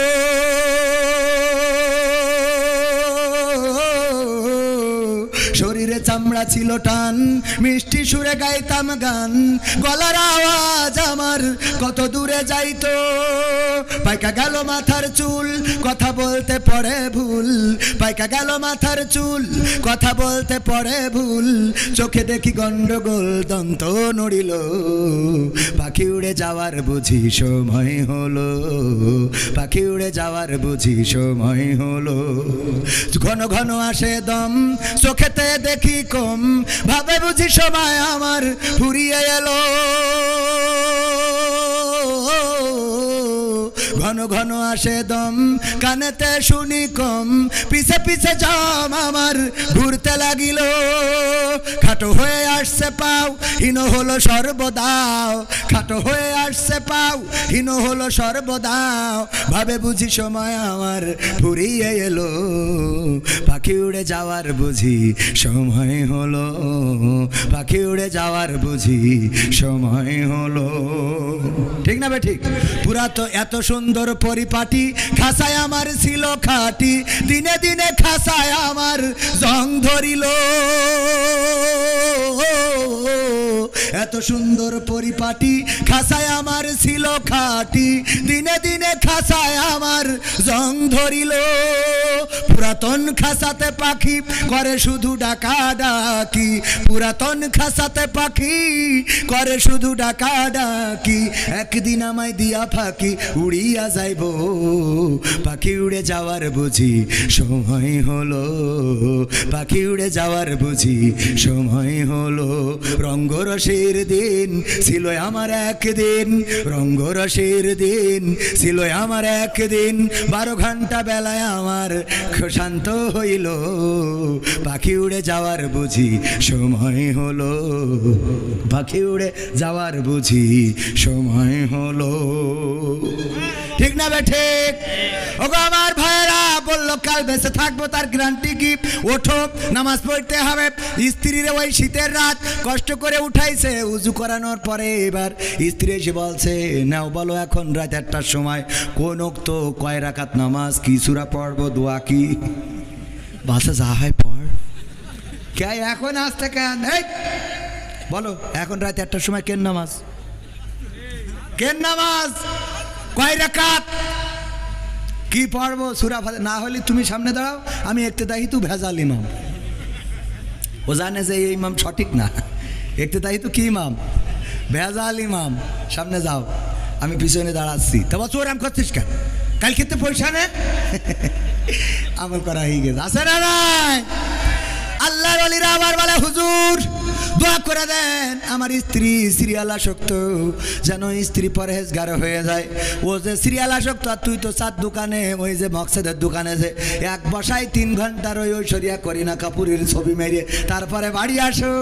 তুমি ঐশ্বরিয়া রায়, কারিনা কাপুর আর আমার আমির হামজা ভাই বলেছিল রাশমিকা মান্দানা দেখবা, আর তোমার বউ ওই তাহাজ্জুদের নামাজে যায়, নামাজে পড়ে তোমার জান্নাতে নিয়ে যাওয়ার জন্য দোয়া করবে। পাগল পাইছাও নাকি? কথা কয় না? তুমি ওই নে বসিতে পরিমণি মারি বেড়াবা। আমার যুবকরাও আছে বিয়ের আগে, আরে বাবা পিছনে একটা নিয়ে লাইলাতুল ফেব্রুয়ারিতে, ওরে গিয়ার গদখালি, কোথায়? লাইলাতুল ফেব্রুয়ারি গদখালি। গদখালি যে বলে তুমি এসেছো বলে আকাশ এত নীল, ও আসার আগে লাল ছিল। তুমি এসেছো বলে গদখালির গোলাপগুলো লাল হয়েছে, ও এতদিন কালো ছিল। শয়তান পাম মারা জায়গা খুঁজে পায় না। এবার বিয়ের সময় মসজিদে যায়, যে হুজুরি জুম্মার খুতবা শেষে বলে, হুজুর আপনার কাছে আইসি, আমি তো বিয়ে করার নিয়ত করেছি, তো একটা হাফেজা পাত্রী যেন পাই, একটু দোয়া করতে। তুই তাহাজ্জুদ পড়লি, ওর সাথে হাফেজা লাগবে কেন? কথা কয় না। দোয়া চাই আপনার কাছে? চাই মানে কি হুজুর? একটা নেককার পাত্রী যেন হয়। তুই নেককার পাবি, তুই যে গোয়াতখালিতে তাহাজ্জুদ পড়াই ঘুরে আনলি, তা তোর যেটা উড়াও তো আর একজন তাহাজ্জুদ পড়াই এতে ইবাদত করি আরো 2 রাকাত বেশি পড়িয়েছে। কথা কয় না। তুমি মনে করছো ওরে বাবা পরেশ ঘরে তো নিয়ে আইছি, ও না, ও খালাইতো ভাইয়ের কাছে টাকা পায়। কথা কয় না। শয়তানরা নিজেদের জন্য ভালো হওয়ার দরকার আছে না নাই? নিজের চরিত্র ভালো রাখলে তোমার জন্য আমার নারীরাও চরিত্র ভালো রাখবে। স্বামীরা যদি ভালো হয় স্ত্রীরা ভালো হবে। আজান দিলে স্বামী যদি মসজিদে যায় স্ত্রীরা উজু করে এসে যায় নামাজে দাঁড়াবে। আর যদি আল্লাহর ওলি সকালবেলা উঠে চোখ মুস্তি মুস্তি বিড়ি এক কান ধরাই নিয়ে চার দোকানে বসে, তাইলে তো বেকায়দাও জাত গেল বলো এখন আজব কারখানা। জাত গেল বলো।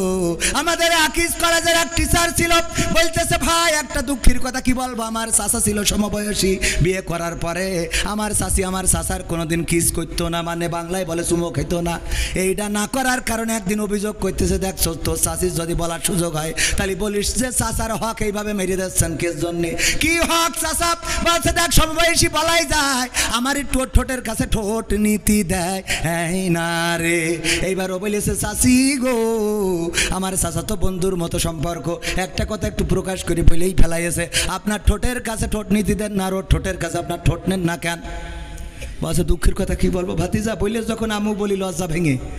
তো চাচা বিড়ি সিগারেট খেয়ে মুখ যা করে রেখেছে, ওর পাশার কাছে ঠোঁট নেওয়া যায় তা মুখের কাছে না। সহ্য না করে পারবেন কি করে? আছে না নাই? এখানে বিড়ি খান কিডা কিডা? ও সব তো আল্লাহর পরহেজগার পীর সাহেব। কেউ খায় না, যদি না খেয়ে থাকেন আলহামদুলিল্লাহ, আর যদি খান আজকে থেকে ছাড়েন, তা না হলে বলো অন্য কিছু ছাড়তে হবে রে। মনে থাকবে ইনশাল্লাহ। আপনি সুন্দর করে দাঁত ব্রাশ করিয়ে লিপজেল লাগায় ঠোঁটটা কায়দা করে মাখো করে রাখেন।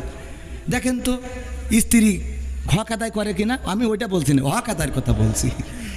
করবে না বিড়ি টাইনে, ওরে বাবা সুসমল্য অত গন্ধ বেরোয় না।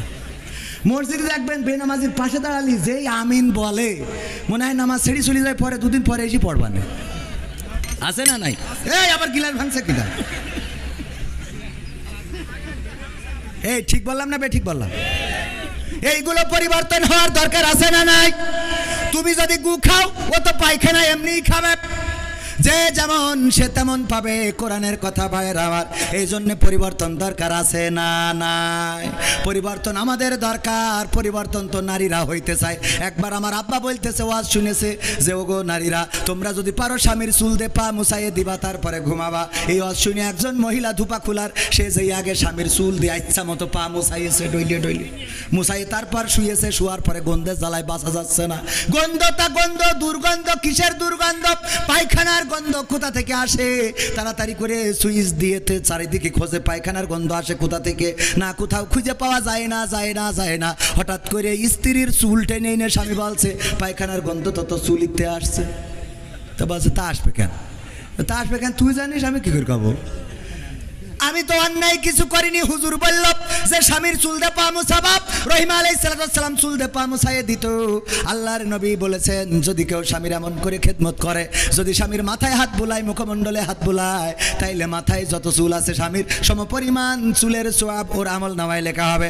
আমার ডাক্তার মুরাদের বউ বলছে তাহলে আমার তো তেজ মারা সারা, কারণ আমার ডাক্তার তারা মাল নেই। ঠিক না? ঠিক আচ্ছা, ওটা যাদের আছে তাদের তো হবে। ওগো আমার ভাইয়েরা, ওই স্ত্রী বলতেছে দেখো আমি যখন হুজুরের এই কথাটা শুনলাম তখন এসে তোমার চুল দে পা মুছাই তারপরে আমি শুইছি, এই হলো আমার অপরাধ। বলছে ওই জায়গায় তো খেলা হয় না। ওই যে মোড়ের ওখানে ও তাস খেলছিল টাকা দিয়ে, তাহলে কি হয়ে গেল? জুয়া। টাকা দিয়ে খেললে কি?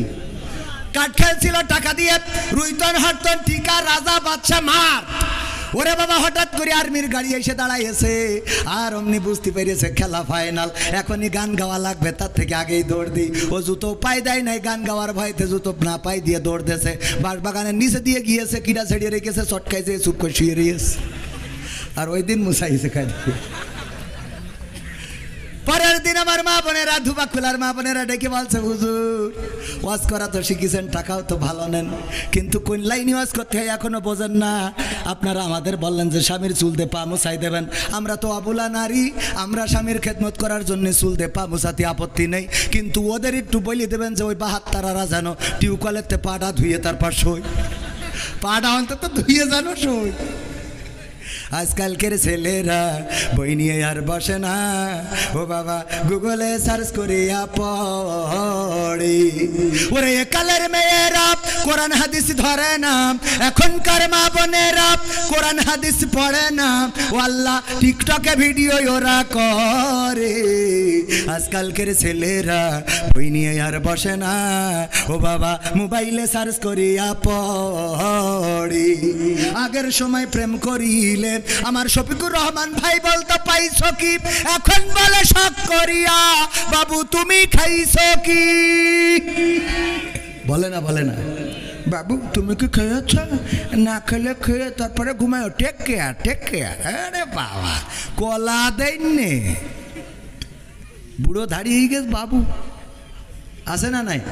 আগের সময় প্রেম করিলে আমার মুরব্বীরা বলতো পাইছো কি, এখন বলে শখ করিয়া বাবু তুমি খাইছো কি। লজ্জা শরম নাই আইলাম কোন জামানাই, লজ্জা শরম নাই আইলাম কোন জামানাই, ভবিষ্যৎ দেখি অন্ধকারে। আজকালকের ছেলেরা বই নিয়ে আর বসে না, ও বাবা গুগলে সার্চ করিয়া পড়ে। নতুন করে হয়েছে চালু এখন আবার কোন ট্রেন্ড, পরিচয় করাই দেখি এই আমার গার্লফ্রেন্ড। আছে না নাই? গদখালি যদি হঠাৎ করে দেখা হয়, বুরকা বলা, পিছনে বাইকের পিছনে সালাম দেবেন, ভাবি কেমন আছেন, দোস্ত কবে বিয়ে করলি জানালি নে তো, হঠাৎ করে বলে আরে না এখনো বিয়ে করি নাই, বিয়ে করলি তো জানবি। এটা তাইলে কিডা পরিচয় করাই দিলে এই আমার গার্লফ্রেন্ড। আছে না নাই? নতুন করে হয়েছে চালু এখন আবার কোন ট্রেন্ড, পরিচয় করাই দেখি এই আমার বয়ফ্রেন্ড। নারীরা নারীরা করায় না করায় না, হঠাৎ একটা ঘাড়ে করে নিয়ে বাড়ি হাজির, কবির বিন সামাদের মাত্র সাথে করে নিয়ে, এই কিডা? আল্লাহ আম্মা, কবির বিন সামাদ আমার বয়ফ্রেন্ড। কবির বিন সামাদ, ও আব্বা ভালো? ভালো। হ্যাঁ হ্যাঁ বাড়ি। আরে ভাব, আছে না নাই? এইবার 3-4 বছর ধরে লাইন মেরে ও কয় যে, ওর মা কয় দেখো তোমার ছেলেটা কি বলে যে ওর আব্বা তো তোর মতো গান জুইটে তো মেনে নিত না, তাই এক কাজ কর, তুই আমার মায়ের নিয়ে চলে যা, আমি এদিক ট্যাকেল দুবানে। আর মায়ের বলে তুই ওর নিয়েতে যা, কাজী অফিস থেকে পাল্লি পড়ি নিস আর না পারলি সে যা এবানে, তুই যা, আমি তোর আব্বা দেখ পানে বইলেতে পাঠাই দিয়ে। এইবার যেই আব্বা বাড়ি ফিরে আসে ঢাকার যশোর শহরের থেকে, ওরে অভিনয়, ও আল্লাহ তুমি কি জন্ম দিছাও, আমার মুখে চুন কালি লাগায় এ চলে গেল রে, ও আল্লাহ আল্লাহ। শয়তান, তোর অভিনয়ের কাছে শেখ হাসিনাও ফেল, ঠিক না বে ঠিক? কি অভিনয়! ও বলো পাঠাই দিলে যে তোর মতো গান জুইটের সাথে দেবে না, তুই আগে নিয়ে আট, কবির বিন সামাদ নিয়ে যা, যা হয় আমি ট্যাকেল দুবানে। ওর বুদ্ধি আছে, ওরে বাবা শব্দর স্বামীর কি জন্ম দিছাও, কি জন্ম দিছাও, আমার বাপ দাদার 14 পুরুষই এমন কিছু ঘটিনি রে, আল্লাহ আল্লাহ। ওর বাপ দাদা 14 পুরুষই ঘটিনি, ও যে কোন জায়গার পানি খেয়েছো আল্লাহ জানে। হ্যাঁ হ্যাঁ হ্যাঁ হ্যাঁ ঠিক আছে। ওরে বাবা রে, এরা মনে করছে খালি শুধু একের ভয়, মনে করছে আমি রাজনীতির কথা বলবো। রাজনীতির কথা বলবো কেন? আমি কথা কয় না, রাজনীতির কথা বলার কোনো দরকার আছে? যা বলবো কোরআন হাদিসের আঙ্গিকে আছে। আমি প্রায়ই বলি, যদি মুসার কথা বলেন তা এমনি ফেরাউন আসবে, কথা কয় না। যদি আপনি নমরুদের কথা বলেন, দূর ইব্রাহিমের কথা বলেন, তা নমরুদ আসবে। বিশ্বনবীর কথা বললি আবু জাহেল। তো কোরআনের এই সমসাময়িক সময়ে যদি কথা বলি আর শফিকুর রহমান যদি বাধা দেয়, তো তার নাম বলতে হবে না, কথা কয় না। অনেকেই মনে করে এটা নো আরে বোঝেন না, খালি ভালো করে বুঝে। আমি এইসব আপনারা বলছেন আমি 12টার মধ্যে শেষ করবো, আর আধা ঘন্টা থাকা যাবে না? ইনশাল্লাহ থাকা যাবে কি না? কথা আমি এই জন্যই এলাকায় দাওয়াত নিচ্ছি, খালি হুজুর এই বলেন না ওই বলেন। আমার আওয়ামী লীগরা তোমার কাছের লোক, এরা বিশ্বাস করে না। আপনাদের মনে হয় না? আমি তো বলেছি কি, মুসলমানে দ্বন্দ্ব করা চলবে না, সীসা ঢালা প্রাচীর হবে কখনো তা টলবে না।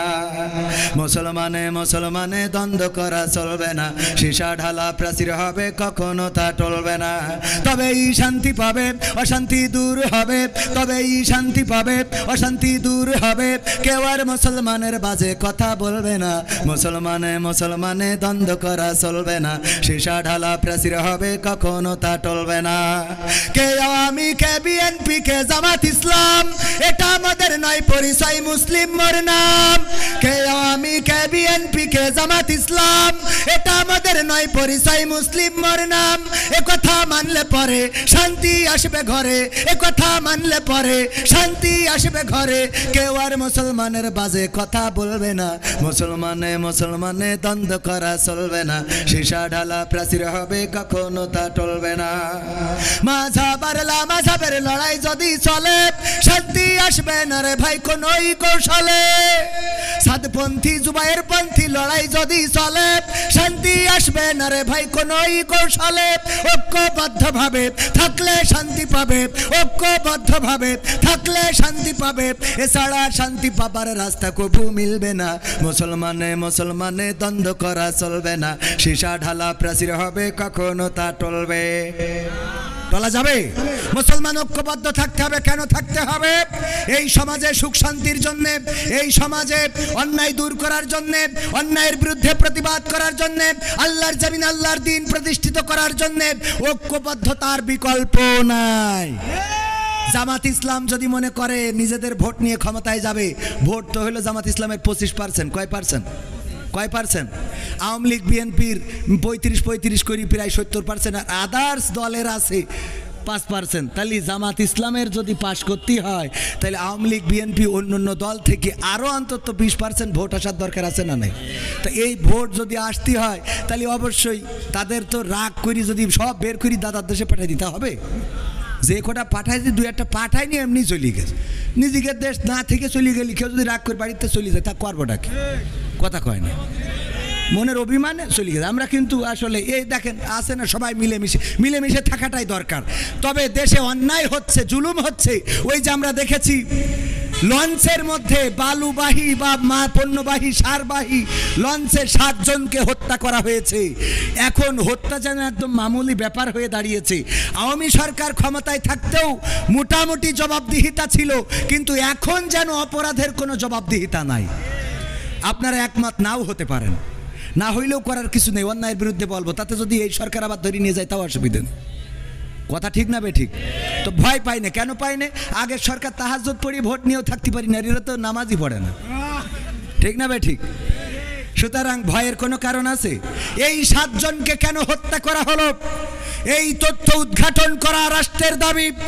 যারা হত্যা করেছে অন্যায়ভাবে, আমরা দেখেছি ওই লঞ্চের ক্যাপ্টেন, তার মেয়ের বিবাহ আছে, বিবাহ অনুষ্ঠান হবে, কিন্তু মেয়ের বিবাহে থাকতে পারে নাই। অনেকের সংসার, পরিবার, সন্তান আছে, যাদেরকে অন্যায়ভাবে হত্যা করা হলো। কেন হত্যা করা হলো, কিভাবে হত্যা করা হলো, এটা অবশ্যই অতি দ্রুত তদন্ত করে তাদেরকে শাস্তির আওতায় আনার দরকার আছে না নাই?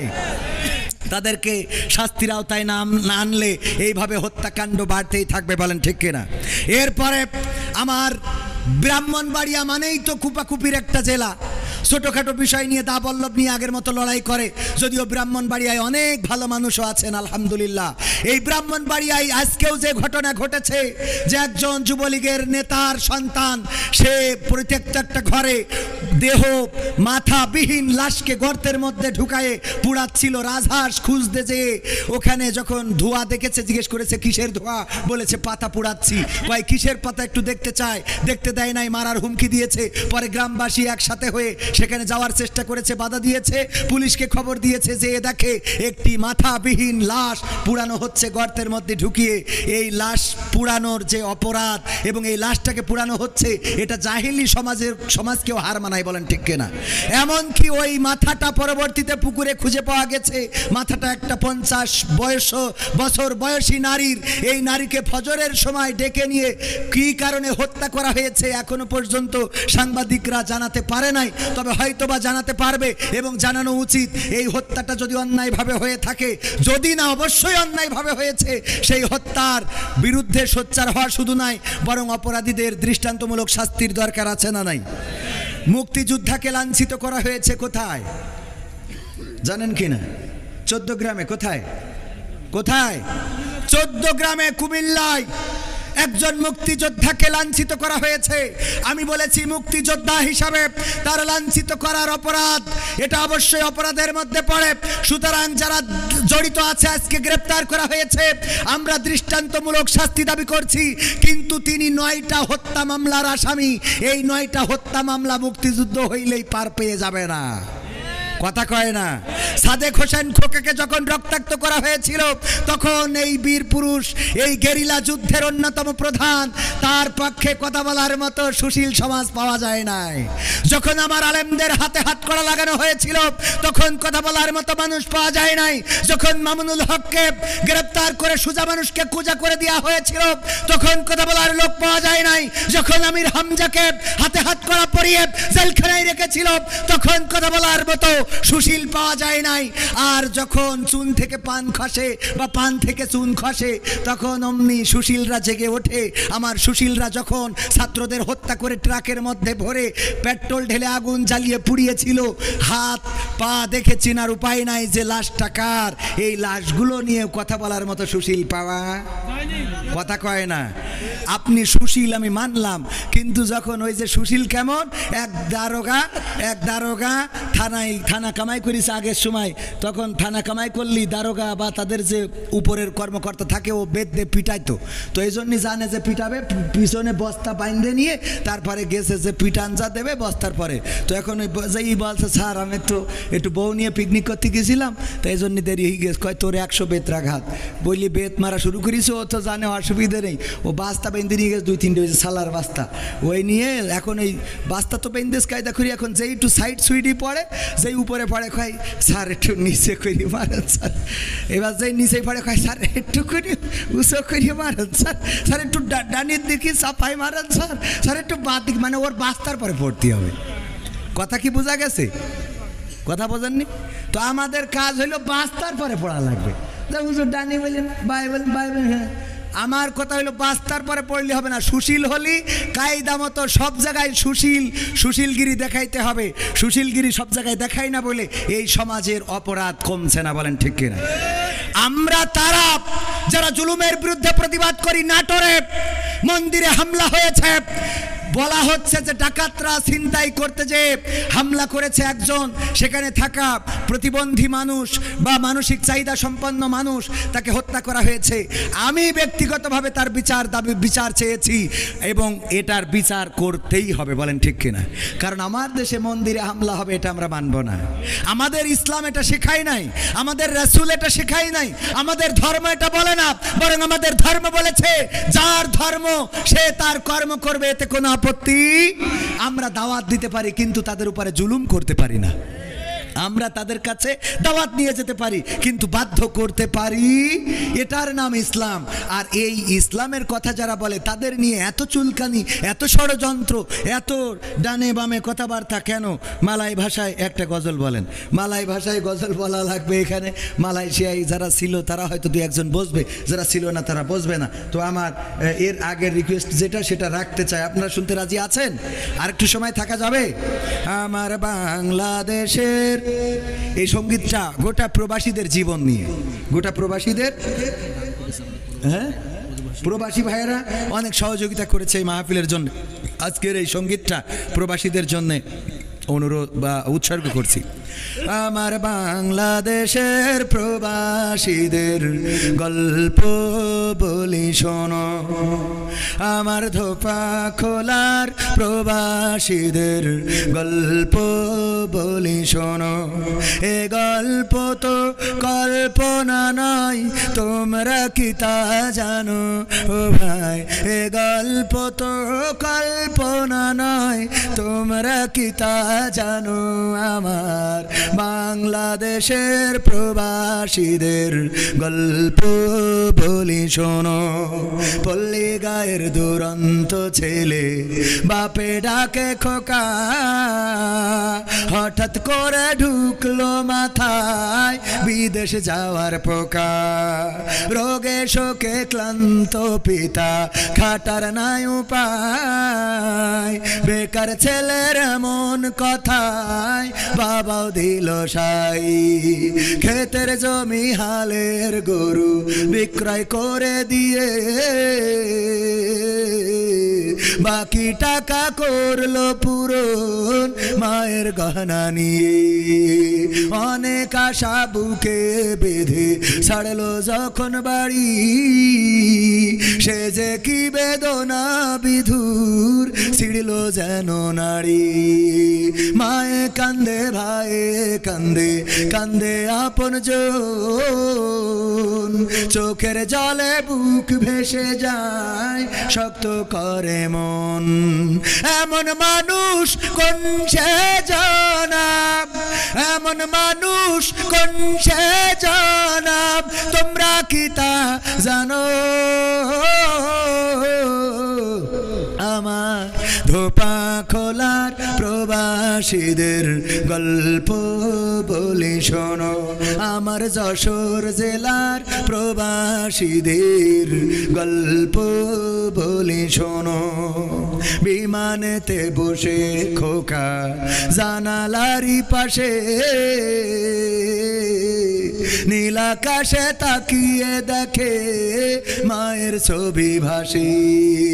আঁচল দিয়ে চোখ মুছে মা প্রভুকে যে বলে, আল্লাহ তুমি ভালো রেখো আমার কোলের ছেলে। খোকা যে ছিল মা জননীর কলিজারি বোটা, ভাবতে এসব চোখ ভিজে জল পড়লো ফোঁটা ফোঁটা। এমন মানুষ কোন সে জনাব, এমন মানুষ কোন সে জনাব, তোমরা কি তা জানো? আমার ধোপা খোলার প্রবাসীদের গল্প বলি শোনো। আমার যশোর জেলার প্রবাসীদের গল্প বলি শোনো। নদ নদী আর সাগর নগর দিয়ে খোকা পাড়ে পৌঁছালো যে অতি সাধের বিদেশের বাড়ি।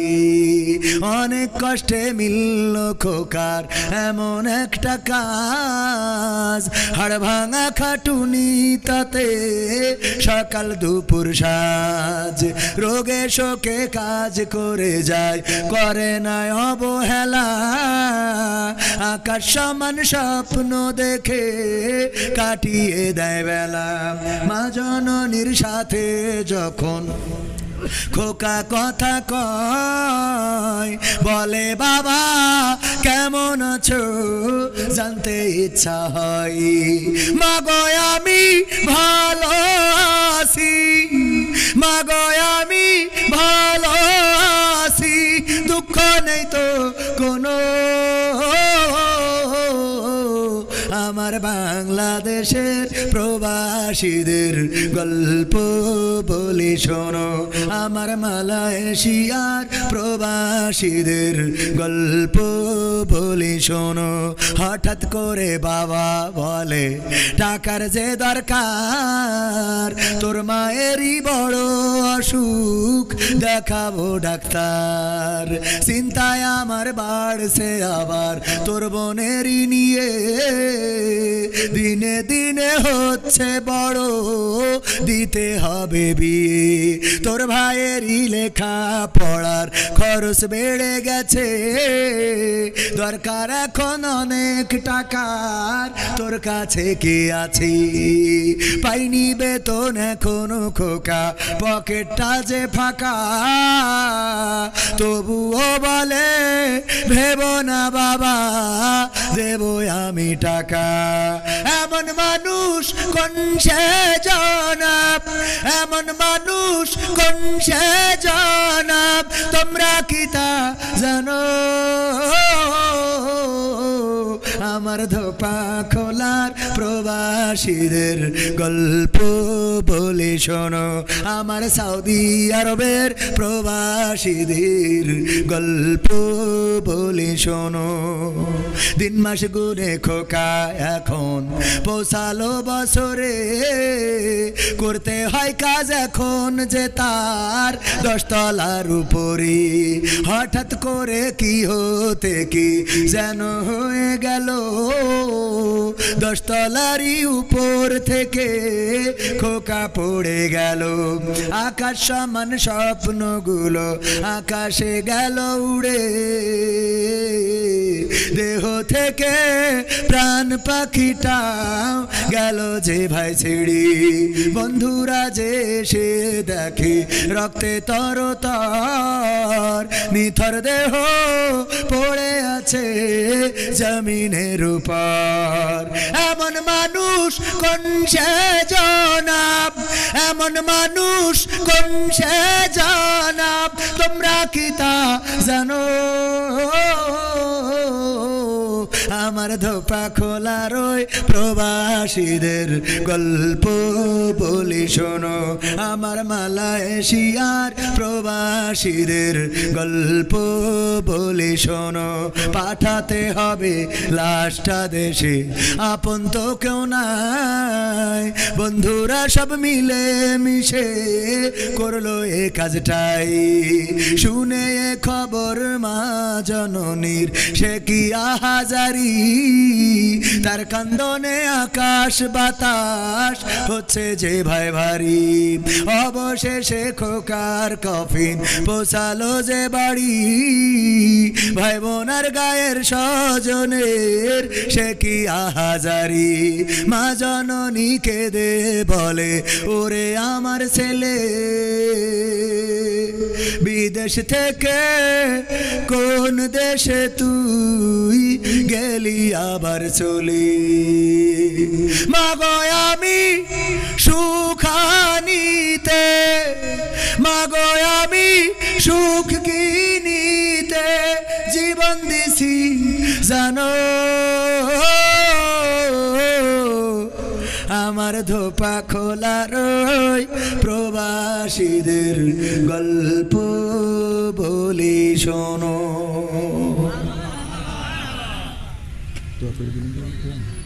আলহামদুলিল্লাহি রাব্বিল আলামিন রব্বানা যালামনা أنفسنا وإن لم تغفر لنا وترحمنا لنكونن من الخاسرين ربنا آتنا في الدنيا حسنة وفي الآخرة حسنة وقنا عذاب النار وقال গভীর রাত তোমার বান্দারা ধোপা খোলার স্কুল ময়দানে চেয়ে দেখো হিলফুল ফুজুল আল্লাহর নবী যে সংগঠন গঠন করেছিলেন ওগো আল্লাহ নবুয়তের আগে যেই সংগঠন গড়েছিলেন সেই সংগঠনের নামে নাম আজকের যুবকেরা এত সুন্দর একটা আয়োজন করলো রে আল্লাহ তুমি দয়া করে আয়োজনকে তোমার শাহী দরবারে কবুল করে নাও ওগো আল্লাহ তোমার কাছে খাস করে ফরিয়াদ করি আল্লাহ এই আয়োজনে যারা টাকা দিল পয়সা দিল আল্লাহ যারা শ্রম দিল মেধা দিল বুদ্ধি দিল পরামর্শ দিল আল্লাহ তুমি দয়া করে সকলের পরিশ্রম মেধা বুদ্ধি আল্লাহ তুমি তোমার দরবারে কবুল করে নাও ওগো আল্লাহ আমরা যারা হাত তুলেছি আমরা গুনাহগার আল্লাহ জীবনে কত গুনাহ করেছি যেই গুনার খবর পৃথিবীর মানুষেরা জানে না যেই গুনার খবর আল্লাহ যদি মা জেনে যেত আল্লাহ বাড়িতে ভাত রান্না করে খাওয়াতো না বাবা জানলে বাড়িতে ঢুকতে দিত না বন্ধুরা জানলে বন্ধুত্ব রাখতো না আল্লাহ স্ত্রী